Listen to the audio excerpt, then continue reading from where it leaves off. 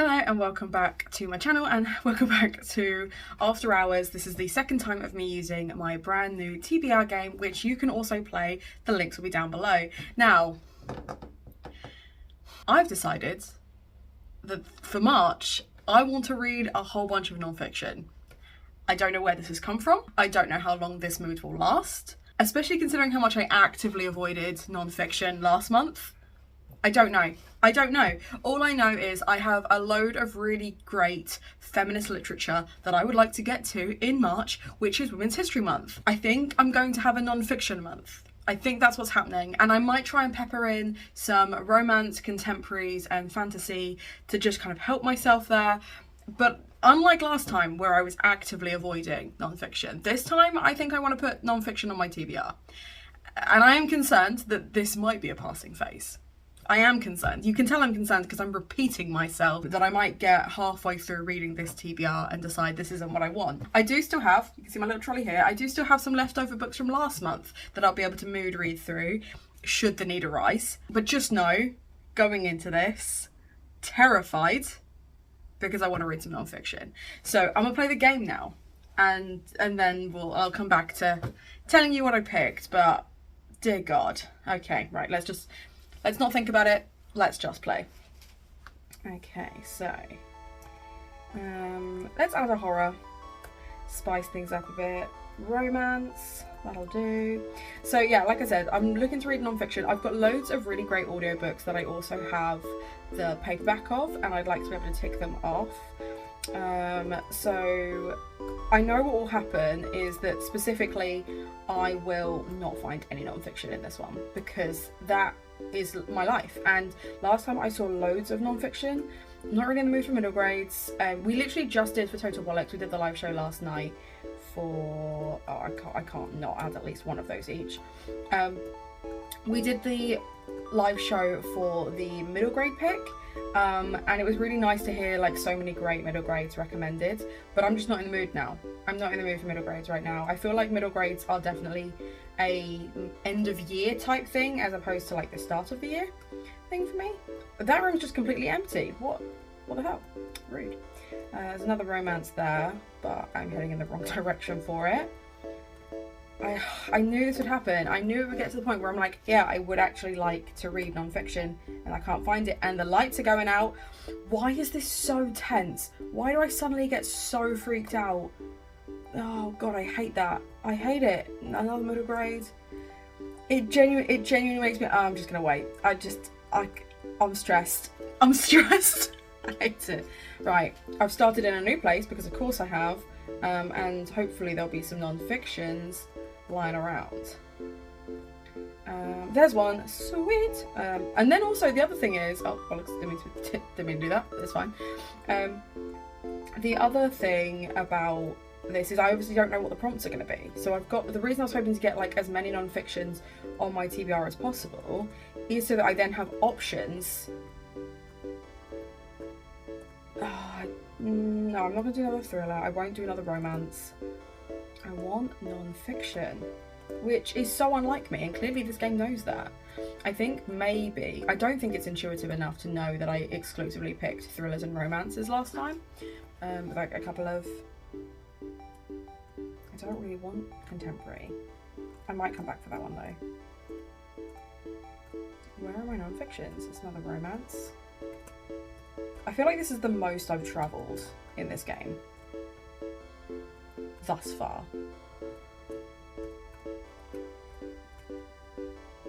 There's just loads of really untruths. I'm fading again. Oh my God, why is this so stressful? Come on, give me a non-fiction. There's nothing in that room either. Oh my God, no. It's getting really dark. Oh my God. Come on, guy. You can find it. Keep going, keep going. Oh, no. No, and I'm back with the contemporary. I'm gonna have to take that one. Let's pick up a gothic as well. I have no idea because I've not been counting as to where. Oh, I've gone right back to the beginning. I'm back in the first room. God damn it. Yeah, I've not been counting how many fronts I've collected. I just know that it stops at 10. Another literary one. Where are my non-fictions? There's another gothic one. Horror. I feel like I've collected at least one of everything. Is that non-fiction? It is. Oh, and okay, sweet. We didn't collect the horror as well. Okay, so horror, lying as a key theme. Romance, start a new series, because I'm not in the middle of enough series, apparently. Oh, fuck's sake. Gothic fiction, disabled author rep. That's cool. That shouldn't be too difficult. I just need to do a bit of research on that one. Thriller mystery, cover by. A non-fiction, a hyped book. Do people hype non-fiction? Maybe. Again, I'll have to have a look, have a bit of research.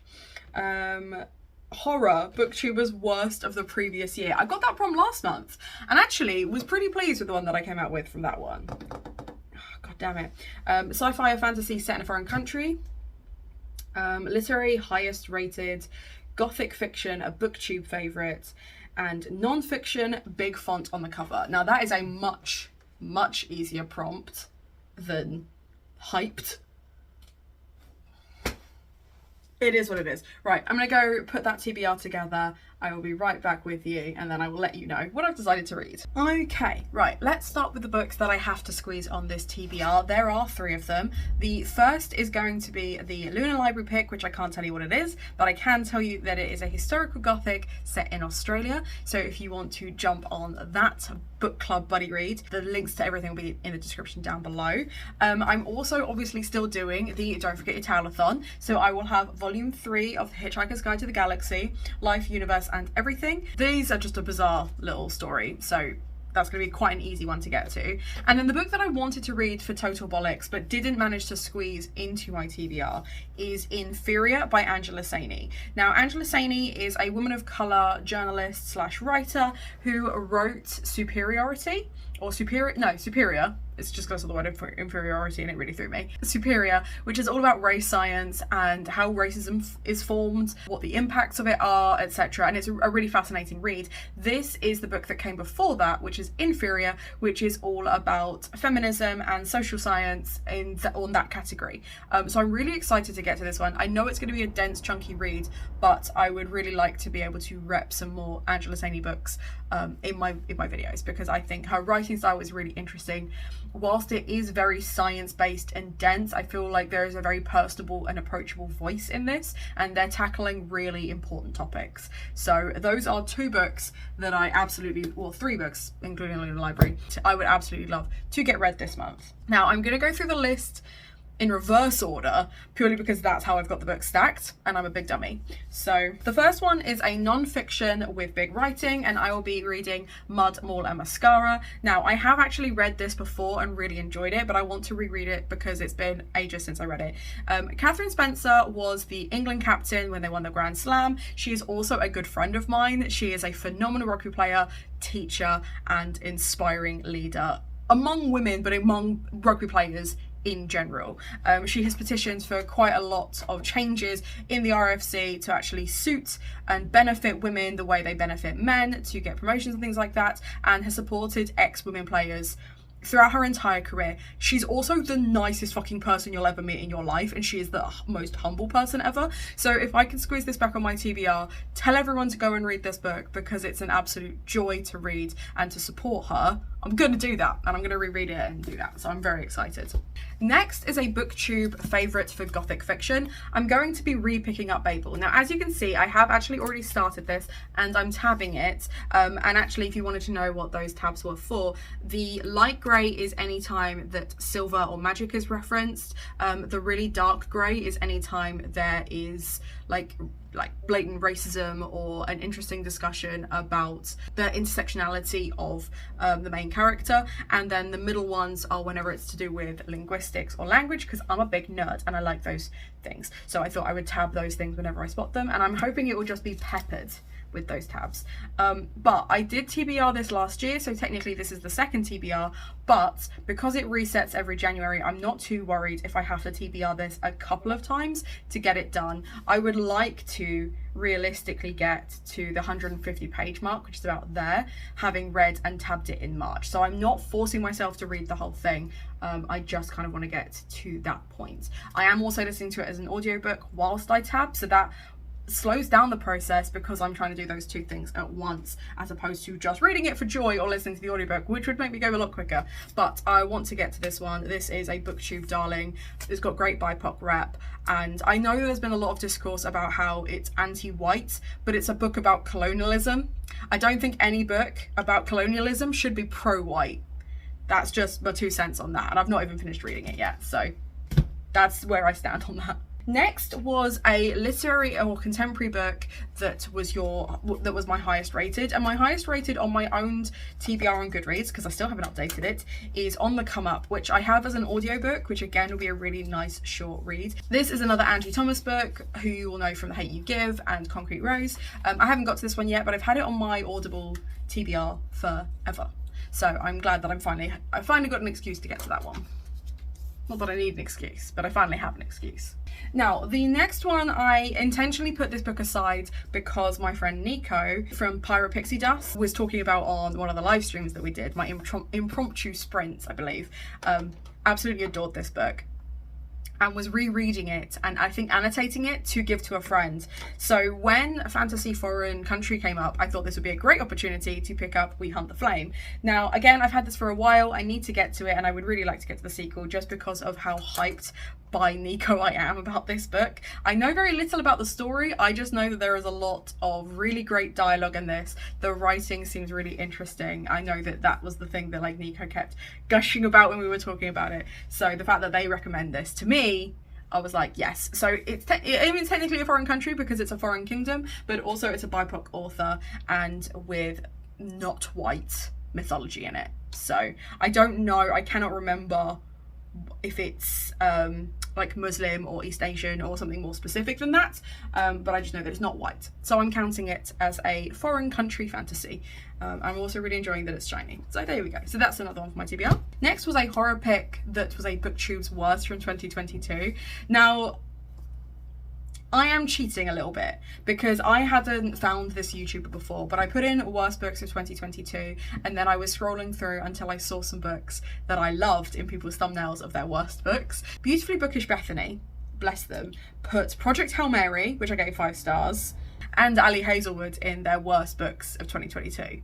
So I immediately knew from the thumbnail that there was chances were there were going to be some other books on that list that I liked or owned, and I was right. So they had Go Hunt Me Then by Kelly DeVos as one of the horrors that they absolutely hated in 2022. Now, I haven't watched the full video bit yet. I will go back and comment, and I will tag Bethany as well, because I have stolen this from your video, so go check out Bethany. But this is like a Dracula retelling as far as I'm aware, and it's got like a whole host of characters. I'm really intrigued by it. This was absolutely a cover buy when I first purchased it, so I'm not too worried whether I'll like it or not. Okay, next was a non-fiction hyped book. Now, I don't know if this is hyped.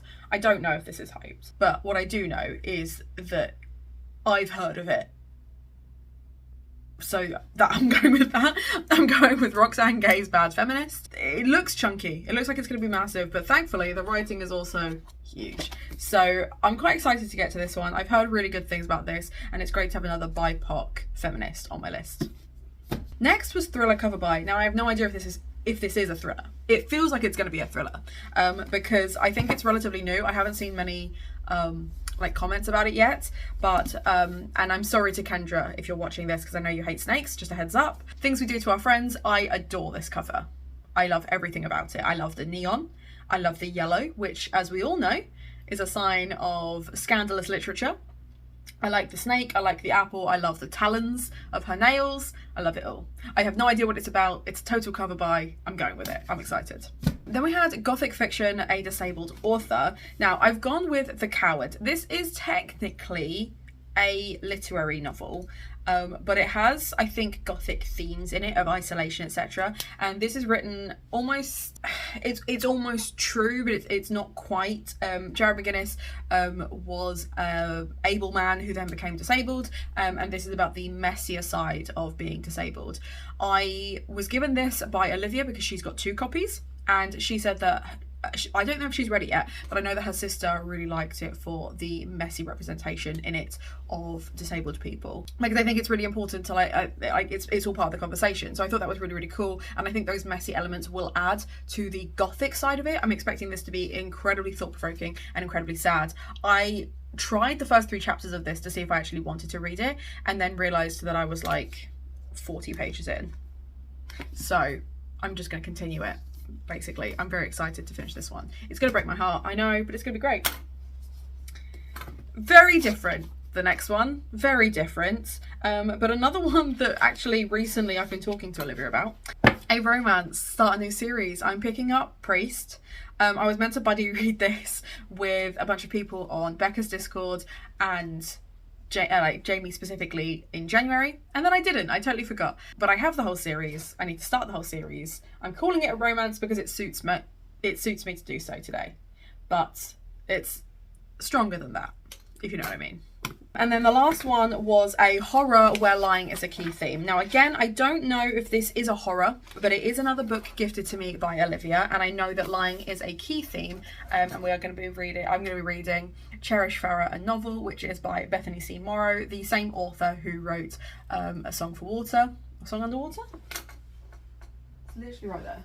A Song Below Water. Got there eventually. And this is about a 17-year-old girl who, whilst rich, what could be richer, could be more powerful, and starts hanging out with another young girl who's been adopted, another black girl who's been adopted by white parents, who seems to be richer and more powerful, and they start manipulating each other, I think. But I know that there's like going to be like a spooky plot twist. It sounds like it's going to be really like insidious, so not technically a horror, but certainly gothic adjacent, and I'm going to go with that one because it sounds really interesting, and like I said, I know that lying is going to be a theme.